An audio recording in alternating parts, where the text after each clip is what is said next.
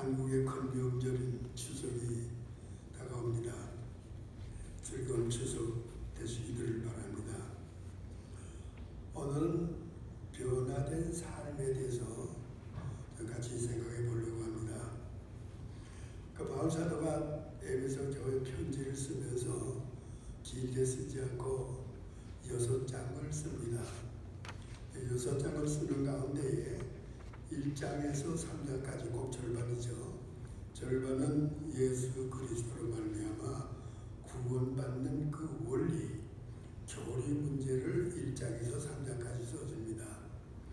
그리고 4장 1절서부터 6장 마지막 절까지가 구원받은 사람들은 어떻게 살아야 되느냐, 이렇게 살아야 된다 하는 실질적으로 구원받은 사람들의 삶의 방법을 기록해 주고 있는 겁니다.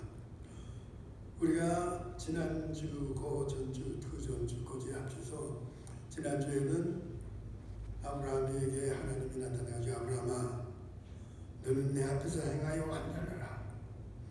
행하여 완전하라. 그걸 생각해 봤습니다. 또 그 전주에는 예수님께서 제자들을 마누고 얘기하기를, 저 주변에 있는 사람들이 다 떠나가지만은 제자들만 남았으니까 제자들한테 얘기하기를 뭐라면은, 너희가 나를 따르려거든 자기의 십자가를 지고 나를 쫓으라 그랬습니다. 자기를 부인하고 십자가를 지라 그랬습니다. 또 그리고 전주에는 사도 바울이 성령을 쫓아 행하라. 그러니까 성부, 성자, 성령이 전부 다 이렇게 하라, 이렇게 하라, 이렇게 하라 얘기를 했거든요. 거기에 대해서 우리가 얘기를 나눠봤습니다. 근데 오늘은 뭐냐면 바울 사도가 하나님이 얘기하신 내 앞에서 행하여 완전하라, 또 예수님께서 나를 따르려거든 자기를 부인하고 십자가를 지고 나를 따르라, 또 바울이 자기 자신이 얘기한 것이 성령을 쫓아 행하라 이렇게 얘기하면서 성령으로 살면 성령으로 행할지니, 그 성령으로 행한다는 게 성령 뒤에 한 줄로 서라고 우리가 얘기를 나눴거든요. 그 방법에 대해서 오늘 얘기하는 거예요. 어떻게 하면은 하나님을 쫓아 행할 수 있고, 어떻게 하면은 예수님께서 말씀하신 대로 자기를 부인하고 십자가를 지고 그리고 예수를 쫓아갑니다. 그리고 그 얘기는 들었을 때 그렇구나, 알긴 알았는데 그럼 구체적으로 어떻게 하는 것이냐, 오늘 바울이 오늘 에베소 교회에다가 그런 방법을 얘기해 주고 있습니다. 물론 갈라디아서에도 나오고 또 고린도서에도 나옵니다만은 오늘은 에베소서에 대한 것을 좀 생각해 보려고 합니다. 왜 그런가 하게 되게 되면 그 변화된 삶에 있어서의 제일 첫 번째 얘기하는 것이 교회의 일치에 대해서 얘기를 해주고 있습니다. 교회라는 것은 하나님이 이 땅에 세워가지고 하나님의 뜻을 실천해 나가는 현장이 교회입니다. 이 교회라는 건 우리는 하나의 사교장소라든가 이렇게 생각해서는 안 되는 거예요. 그래서 오늘 바울 사도가 얘기하는 것이 그 1절에서부터 16절, 그러니까 4장 1절에서부터 16절까지를 교회가 사랑 안에서 하나가 되라, 먼저 얘기해 주는 거예요. 변화된 삶을 사는 사람들 가운데 사람이 제일 첫 번째가 뭐인가 하면 교회 안에서 사랑으로 하나 되는 겁니다. 근데 우리가 이건 또 오늘날은 다른 날에 좀 생각해 보려고 합니다. 하나가 된다는 게 뭘 말하는 거냐, 다시 한번 생각해 봅니다만은 어쨌든 간에 교회가 하나님의 사랑 안에서 하나가 되어지는 건데, 왜 그런가 하게 되면 이 교회는 하나님의 나라를 이 땅에서 이루어져가는 현장입니다. 그 현장이기 때문에 이렇게 얘기합니다. 그래서 이 교회에 교회를 하나님이 기뻐하느냐, 이 교회를 정말 하나님이 기뻐해서 하나님이 살아가느냐 하는 것은 그 교회에 속해 있는 교인들이 하나님의 마음에 드는 사람들이 있느냐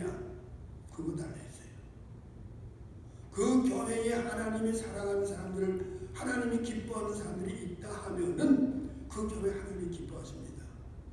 만약에 그 교회에 하나님이 기뻐하지 않는 사람들이 있으면은 하나님 괴로워하십니다.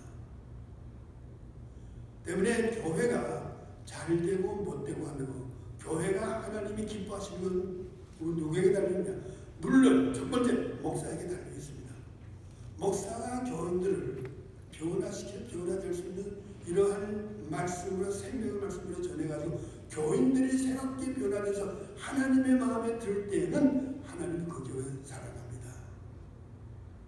교회 잘 되기 위해서 사람이 노력해서 뭐 사람들 데려오고 안 됩니다. 이건 사람의 방법이에요. 때문에 이 교회라는 건 중요합니다. 하나님의 나라를 이 땅에 이루어지기 위해서 진짜 역사하시는 현장이기 때문에 교회 안에 변화되지 않는 사람으로서만 있게 되면 만난 문제만 나옵니다. 만난 싸움만 나오고. 근데 만약에 그 교회 안에 하나님이 드는 사람들만 가득히 차있다 되게 되면 하나님 기뻐하시고 그 교회 하나님은 계속해서 자꾸 눌러집니다. 오늘 바울 사도가 이러한 것을 통해서 이러한 것을 얘기하기 위해서 제일 첫 번째 4장 1절서부터 16절까지를 너희는 한 그리스도 사랑 안에서 하나가 먼저 되라. 그러나 17절부터 오늘 본문입니다. 본문이 얘기를 합니다. 오늘 본문을 세 가지로 생각해 보려고 합니다. 첫 번째 뭐냐게 되게 되면 17절에서 19절까지 나온 말씀인데, 변화되지 못한 사람들이 있는 변화되지 못한 사람들의 삶의 형태를 얘기해 줍니다. 이렇게 사는 사람들은 변화되지 못한 사람들이다. 첫째 뭐냐게 되면 17절에 얘기합니다. 내가 이것을 주 안에서 증거하노니, 먼저 전제 조건을 얘기합니다.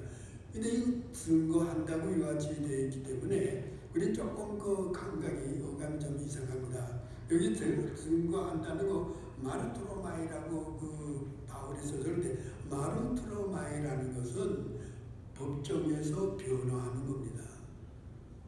법정에서 변화는 이 사람은 사실 이러이러한 것입니다 하는 걸 변화한다고. 그래서 그걸 가지고 뭐든 증기를 세운다. 증기를 세워서 사실이냐? 예, 맞습니다. 그 증거하는 거예요. 오늘 그 단어를 써준 거예요. 그런데 이 마르트로마이라는 이 말은 이 증거한다는 이 말이 되지만은 확실히 단언합니다. 확실히 단언합니다. 바울이 얘기하는 건 내가 그리스도 안에서 확실히 단언하기를 이렇게 해석하면 쉽게 이해가 됩니다. 그러니까 바울은 뭐든 아주 분명 자신 있게끔 얘기합니다. 내가 그리스도 안에서 내가 변화된 사람의 삶이라는 거, 변화되지 못한 사람이라는 이런 거, 변화된 삶이라는 거, 이런 것을 확실히 내가 단언한다. 이렇게 얘기하면서 말합니다. 17절 그 중간 보게 되게 됩니다. 이제부터는 마음에 허망한 것으로 행하지 말라. 허망이라고 합니다. 우리는 허망이라는 건 우리나라 말이기 때문에 잘합니다. 그러나 이게 한글로 되어져 있는 거예요. 허자가 무슨 허자가 되면 빈 허, 쓸모없는 허, 빈 허를 쓰고, 그리고 망자는 뭐인가 하게 되면 실없는 망자예요. 속이 비어있고, 그리고 실없는 거래요. 쓸모없는 거, 아무런 소용이 되지 못하는 거, 이러한 것을 허망이라고 합니다.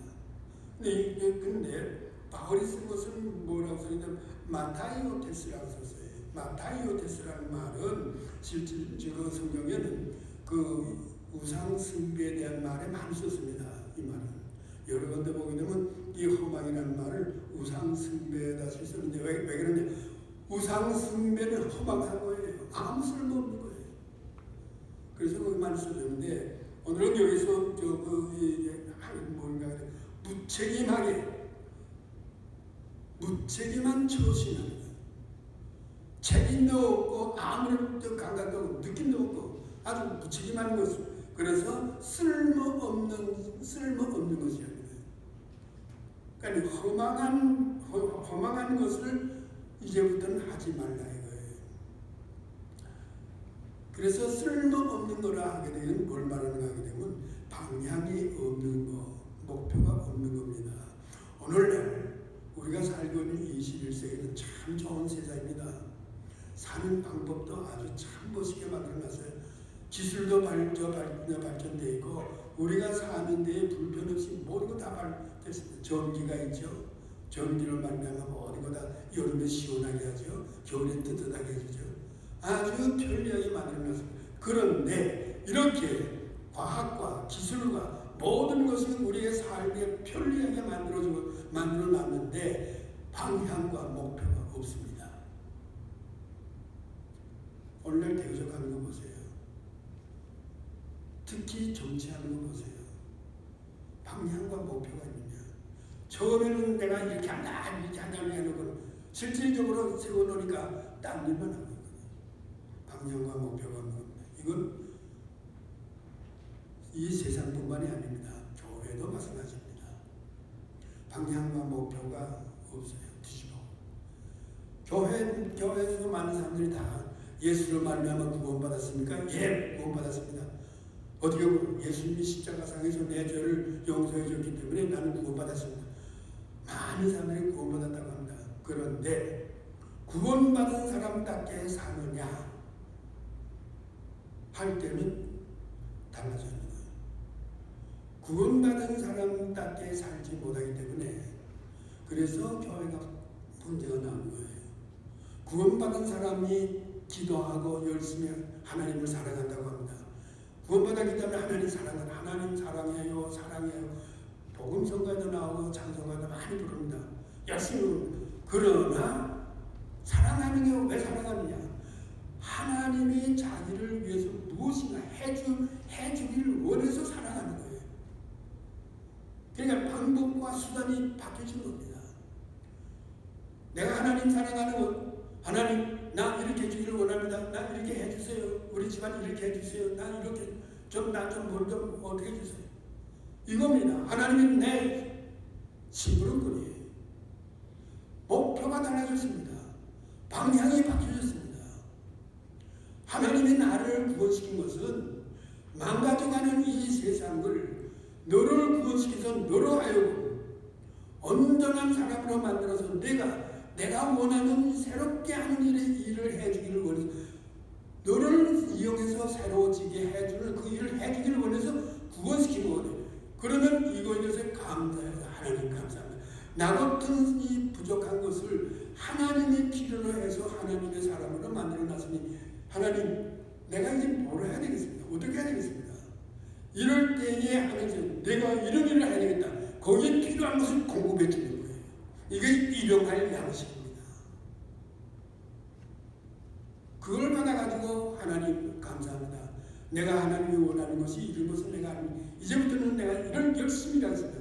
그렇게 되면은 하나님께서 내가 부족한 게 뭐냐? 내가 원해서 하나님 앞에 이거 해주시오 이거 해주시오 안 하더라도 하나님이 오히려 내가 부족한 게 뭐냐? 내가 안다. 자꾸 공급해 주시는 거예요. 방향이 바뀌어진 겁니다. 목표가 바뀌어진 거예요. 사랑해야 할 것을 이용을 하고 이용해야 할 것을 사랑으로 되어 있습니다. 이 오늘날의 교회 모습입니다. 또 많은 교회 지도자들이 이런 방향으로 교회들을 끌어가기 때문에 지금 이런 식으로 되어 있습니다. 전도되어져 있습니다. 바뀌어져 있는 거예요.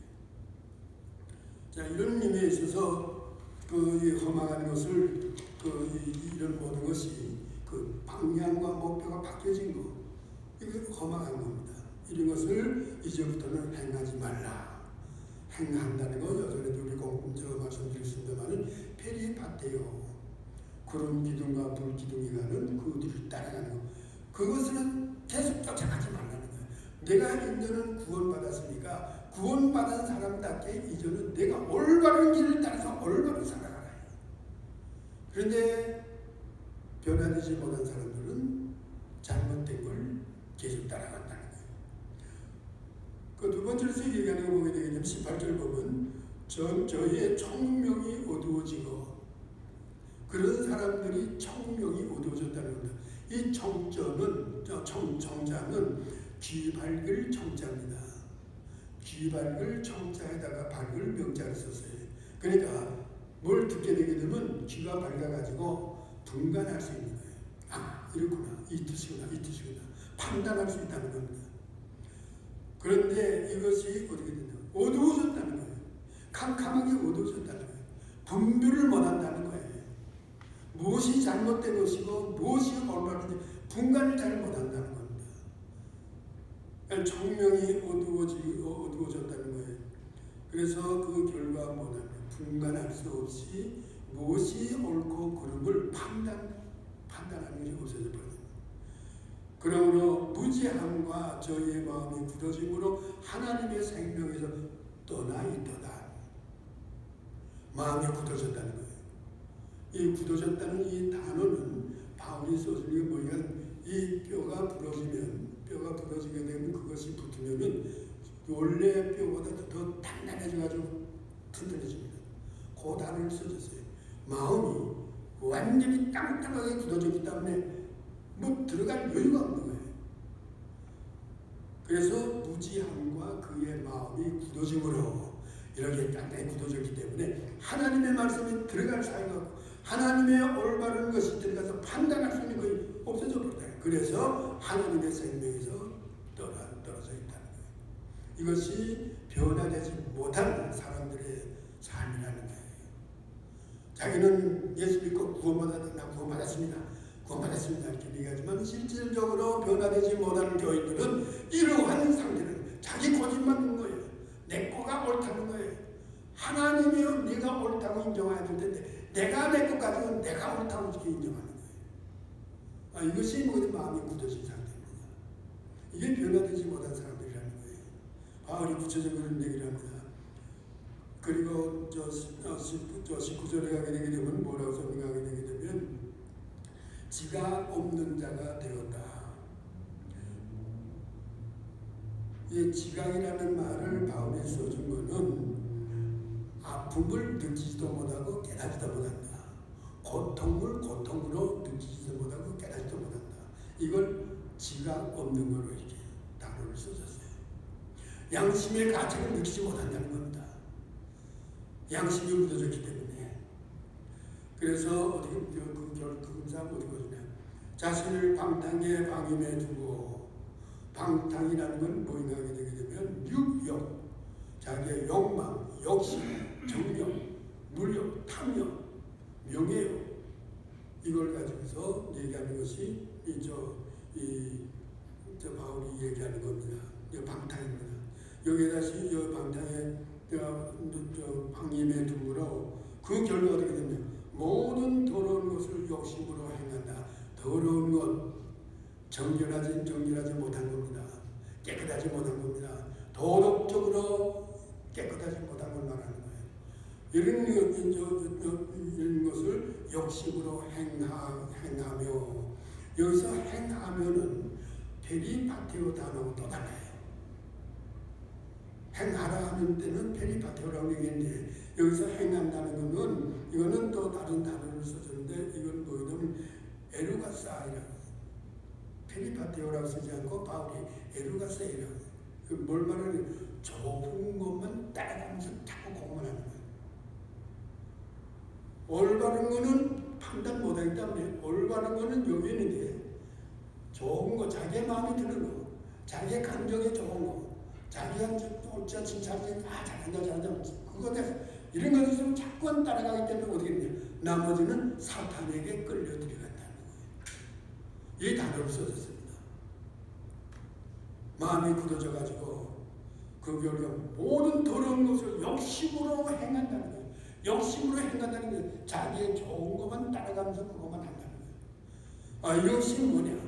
이것이 변화되지 못한 사람들의 현실이라는 거예요. 이런 사람들이 구원받았다고 해서 교회에 있다 하게 되면 그 교회 하나님 기뻐하지 않는다. 기뻐하지 않습니다. 언제나 문제가 나오는 거죠. 두 두 번째로서 이제 20절에서 21절에 가게 되게 되면 오직 너희는 그리스도를 이같이 배우지 아니하였느니라. 자, 이것은 뜻을 우리가 알게 되면 쉽게 좀 서학교 6학년 졸업 정도로서 이걸 번역을 해줬다 하게 되게 되면 참 우리가 등장할 텐데, 여기서 그리스도를 이같이 배우지 않았다. 배웠다. 우리가 배우는 건 뭐냐면 학교에서 공부해서 학생이 선생 가르치는 거 배우는 걸 이렇게 봅니다. 그런데 성경에는, 신약 성경에는 4단어가 있습니다. 배운다는 게. 4단어가 있는데 4단어 가운데 첫 번째는 뭐냐면 일반적으로 지식을 배운다든가 기술을 배운다든가 할 때에 이건 디다스코라고 썼었어요. 그건 일반적으로 배우는 겁니다. 또 두 번째는 뭐인가 하게 되게 되면 학생들이 학교에서 선생한테 배우는 거, 이 단어가 또 있습니다. 그 단어는 카테케오라고 이렇게 써졌어요. 학생이 선생한테서 배우는 겁니다. 또 하나가 있습니다. 어린아이가 어머니 밑에서 자라납니다. 어머니가 양육을 하는 거예요. 어머니가 키우는 거예요. 유대인들은 어머니가 4살 때까지 전적으로 책임집니다. 아버지는 4살 때까지 책임을 엄마만큼 지질 않아요. 어머니가 아기를 낳고 난 다음에 그 아기가 말을 하고 그리고 같이 의사소통할 때까지는 4살 때까지는 엄마 책임입니다. 그래서 유대인은 어머니가 유대인일 때에 그 아이는 유대인이 되는 겁니다. 아버지가 유대인이기 때문에 그 아이가 유대인이 되는 게 아니라 어머니가 태어나서 4살 때까지 율법에 의거해서 어린아이를 가르칩니다. 가르쳐서 그이가 어려서 4살 때까지가 완전히 율법에 젖어 들어가는 것으로서 깨닫게 되게 되면 그 다음부터는 아버지를 넘어갑니다. 4살 때까지는 엄마, 5살 때부터는 아버지가 히브리어를 가르칩니다. 히브리어를 가르치고 그리고 성경을 읽도록 해줍니다. 그때부터는 아버지의 책임으로 넘어갑니다. 이게 유대인입니다. 그래서 요 4살 때까지 가르치는 양육한다. 우리나라 말은 양육인데 그때의 이것은 뭐냐면 파이듀오라고 해요. 파이듀오라고 이런 얘기를 합니다. 그런데 오늘 바울은 이 단어를 안 썼었어요. 이 단어를 써주지 않고 마지막 4번째 단어를 써줬는데 4번째 단어가 뭐냐면 마데테스라고 썼어요. 마데테스라는 건 뭐냐면 제자가 스승한테 배우는 겁니다. 여러분 엘리사 알죠? 엘리사가 자기 가르치는 제자가 50명이 넘었습니다. 50명 넘는 거 그 엘리사와 같이 삽니다. 같이 살면서 같이 먹고 같이 잠자고 이렇게 하면서 사는 거예요. 그래서 유대인들의 마데테스라는 건 뭐냐면 제자가 스승 밑에서 같이 먹고 같이 자고 같이 행동하면서 그 스승이 하는 걸 보면서 똑같이 살아가는 데서 그 체험에서 얻어지면서 배우는 거예요. 이것을 마다테스라고 해요. 오늘 바울이 그걸 썼습니다. 다시 말하게 되면 너희가 그리스도를 이같이 배우지 아니하였으니 했다는 게 뭐냐면 예수와 같이 생각해요. 예수와 같이 잠자고 예수와 같이 말하고 예수와 같이 모든 것을 행동해서 예수를 본따 가지고 예수를 따라가는 사람, 요걸 배웠다는 거예요. 너희가 지금 거지 그리스도로 말미암아 구원받고 예수로 말미암아 새 사람이 되어서 하나님의 백성이 되었으니까 이제부터는 어떻게 예수와 같이 한 사람 하나가 돼가지고 한 동물이 돼가지고 같이 먹고 같이 자고 같이 생각하고 같이 하는 실질적으로 체험하고 얻어진 경험 속에서 예수가 바로 이름이구나, 하나님 이름이구나, 이렇게 해서 배워진 이 단어가 마다테스입니다. 이 단어를 써줬어요. 예수님께서 뭐라고 했습니까? 예수님께서 요한복음에 보게 되면 요한복음에 이렇게 얘기합니다. 내가 아버지 앞에 내가 간구한다. 내가 이제 나는 내일 다 끝났으니까 내가 하나님 앞으로 간다. 그러면 나는 없어지고 너희들은 내가 없어지게 되면 너희들만 남지 않냐. 그러나 내가 가서 아버지께 부탁해서 보혜사 성령을 보내줄 터이니. 지금 보혜사는 누구냐? 자기라는 거예요. 예수. 지금 보혜사는 자기고, 자기가 이제 하나님 앞으로 가니까 다른 보혜사 성령을 너희에게 보내줄 터이니 그이가 너희와 같이 영원히 같이 있으리라. 그게 요한복음 14장 12절. 그리고 그 다음에 하는 얘기가 뭐냐 하면 요한복음 10절, 요한복음 그 16장 가게 되게 되면 그런 얘기합니다. 그 성령이, 그이가 성령이 오시면 그가 너희를 모든 진리 가운데로 인도하시리니. 성령이 오셔서 나에게 하는 일이 뭐냐? 나를 이끌고 하나님의 진리 속으로 끌어가는 그 일을 하는 거예요. 그게 첫 번째 일입니다. 그리고 두 번째는 뭐가 하게 되게 되면 16장 14절에 보면 그가 성령이 내 영광을 나타내리니 내 것을 가지고 너희에게 알려주리라. 예수님이 하신 말씀입니다. 성령의 첫째는 뭐냐? 우리 속에 와 있어가지고 우리를 진리 가운데 하나님 속으로 우리를 끌어가는 일이라고. 끌어가면서 뭘 하느냐? 예수 그리스도로 말미암아 구원받았기 때문에 예수 그리스도의 영광을 드러내면서 예수의 것 가지고 우리를 가르쳐서 깨닫게 해주는 거예요. 이게 성령이 하시는 일입니다. 바울이 요한복음에는 요한사도는 그걸 얘기를 했는데 바울은 그걸 얘기하는 거예요. 그래서 이 구원받았다는 사람이라는 것은 이러한 사람, 이렇게 해서 예수와 더불어 같이 예수가 내 속에 계셔서 나와 같이 있으면서 나와 똑같이 있으면서 나와 예수님과 같이 살아가면서 실질적으로 체험하고 얻어진 경험에서 내가 깨달아서 내가 배우고 이렇게 해서 내가 구원받았다는 거예요. 이렇게 해서 구원받은 사람이 된다는 거예요. 이렇게 해서 교회의 교인이 되어졌다는 겁니다. 이런 사람을 하나님이 기뻐하신다는 거예요. 이런 사람에 대해서 하나님이 기뻐해서 그 기뻐하는 사람을 통해서 그 교회를 기뻐하신다는 거예요. 이제 마지막 세 번째입니다. 세 번째, 그러면 변화된 삶, 이러한 사람들이 그 변화된 사람들 그 삶은 어떤 것이냐, 이것이 22절에서 24절에 나옵니다. 22절은 너희는 유혹의 욕심을 쫓아 썩어져가는 구습을 쫓는 옛사람을 벗어버리고. 자, 이거 읽을 때 생각나는 게 없어요? 성경에 이런 장면. 이런 장면이 있다고 해요. 요한복음 11장에 가게 되게 되면 죽은 나사로가 살아납니다. 죽은 나사로가 이 마리아의 그 오빠 되신 분이 있던데 예수님도 잘 알고 예수님하고 가까이 지내죠. 그런데 예수님이 그 대적하는 사람들이 이제 너 잡아줘 때려 죽이겠다고 이렇게 얘기하니까 예수님이 12제자를 데리고 어디를 도망갔느냐? 요단강 동편 베레아라는 지역에 베다니라는 이름을 가진 동네가 있습니다. 그래서 베다니가 두 군데예요. 하나는 예루살렘 근처에 있는 베다니고 하나는 요단강 건너편에 베레아에 있는 베다니입니다. 이 베다니 이 지역에서 세례 요한이 세례를 준 거예요. 근데 거기 갔을 거예요. 거기 참 험악한 것이 있기 때문에 기계인들이 잘 오지 않습니다. 거기가 있는데 이 나사로가 죽은 거예요.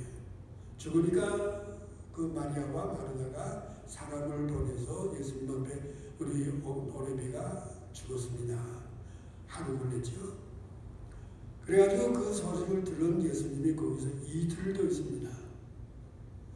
이틀을 가지 않고 가만히 있는 거예요. 그러니까 제자들이 뭐냐, 아니 사람은 나사로가 죽었다는데 왜 가만히 대답 안 합니다. 그러니까 3일이 됐습니다. 그리고 나흘째 되는 날에 예수님이 가서 나사로를 죽은 것이 아니라 잠을 잔다. 그래 가자. 그래서 온 겁니다. 와가지고는 그 마르다가 만나가지고 나흘이 됐죠. 이 유대 나라의 더위라는 것이 섭씨 35도 40도가 됩니다. 죽은 시체가 바로 한반대로 다 썩는 거예요. 근데 나흘이 되니까 완전히 썩었습니다. 썩은 물이 다 나온 거예요. 그런데 그 나사로 죽은 것을 머리에다가 수건도 다 더했죠. 몸은 배로 다 감았습니다. 그래놓고 무덤에 갖다 놓은 거예요. 우리는 무덤을 파가지고 흙을 묻습니다만은 그거는 동굴에다가 그저 갖다 이렇게 놓는 거예요. 유대인들은. 근데 나흘이 되니까 마르다가 마리아가 아니 죽은 지 벌써 나흘이나 됐는데 이제 와서 어떻게 하세요? 내가 부활이라는 걸 내가 너 믿느냐? 믿습니다. 그러면서 거기 가가지고서 예수님께서 얘기합니다. 나사렛 나오너라. 11장 43절입니다. 그러니까 거기 가지고 이 41절 42절에서 하나님 앞에 기도를 하고 간절한 기도를 한다면 43절 나사렛 나오너라 명령하세요.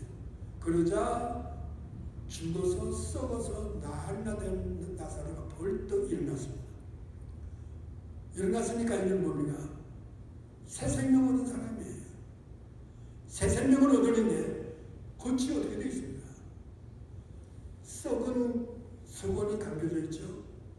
썩은 배가 지금 썩은 불에 저 썩은 냄새나는 걸 젖어 있습니다. 살았는데 썩은 것으로 둘러싸인 거예요. 바로 이 장면입니다.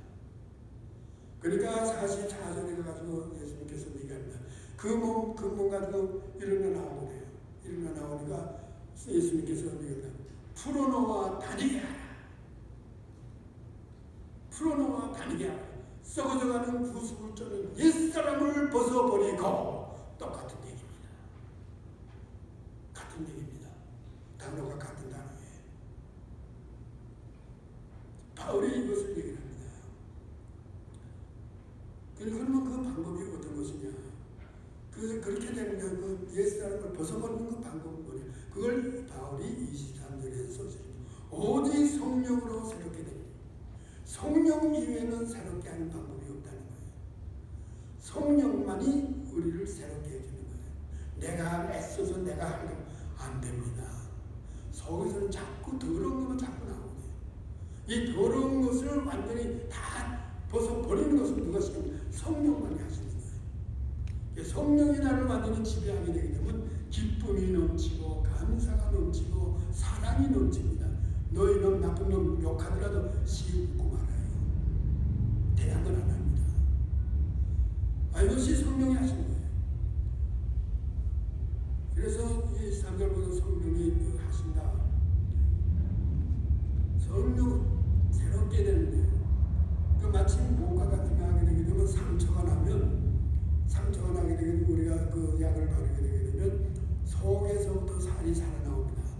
속에서부터 살이 나오게 되면 그 위에 있는 더덩구 그 썩어진 거죠. 그거는 자연히 저절로 떨어져 나가는 거예요. 성령이 하신 일이 그겁니다. 그래서 여기에서 보게 되게 되면 여기서 24절이 보게 되게 되면 새 사람으로 된 것이 어떤 사람들이냐? 하나님을 따라 의와 진리의 거룩함으로 지으신 새 사람. 자, 이렇게 되니까 참 어려운 말이기 때문에 이해하기 어렵습니다. 이걸 원문대로 원래 뜻대로 이제 해석을 해주게 되면 이런 겁니다. 하나님을 따라라고 하니까 하나님 따라라는 그 조금 이상한 말도 적용사인데, 그런데 이것을 하나님처럼 의와 진리의 거룩함으로 지으신 사람, 하나님처럼 의와 진리로 가득히 채워진 새로운 사람, 이런 걸 얘기합니다. 그래서 사람들이 모여가지고 저 사람을 보게 되면 꼭 하나님 같이 보이구나. 저 사람 말하는 거는 꼭 하나님 말하는 것처럼 보이구나. 저 사람이 모든 행동하는 거는 저 사람이 아니라 저 사람 아니고 하나님, 예수님처럼 예수님이 하나님 것처럼 그렇게 보이구나. 이런 사람이 되라는 거예요. 이런 사람을 되는 건 누가 시키냐? 성령이 시키신다. 그래서 이 단어라는 게 그겁니다. 그렇게 해석이 되는 거예요.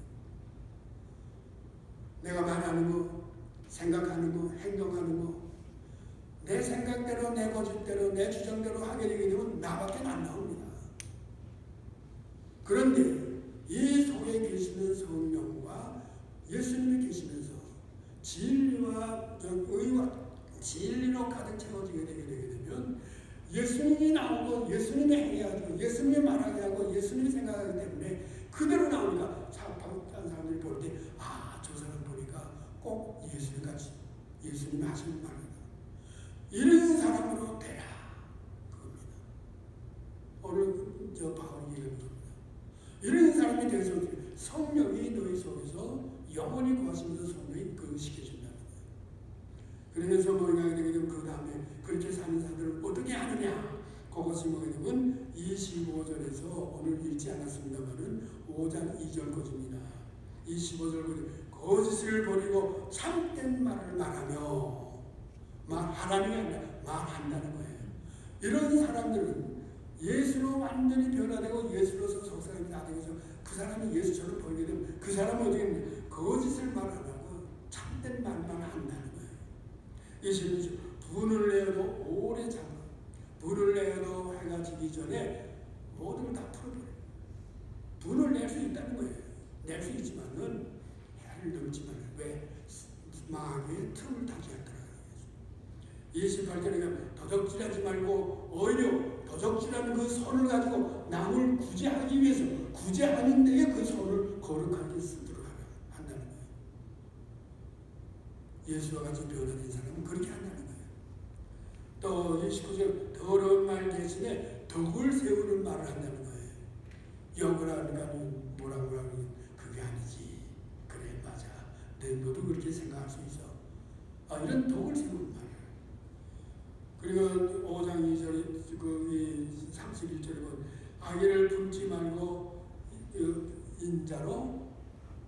인자로 하고 용서하라. 그렇게 얘기합니다.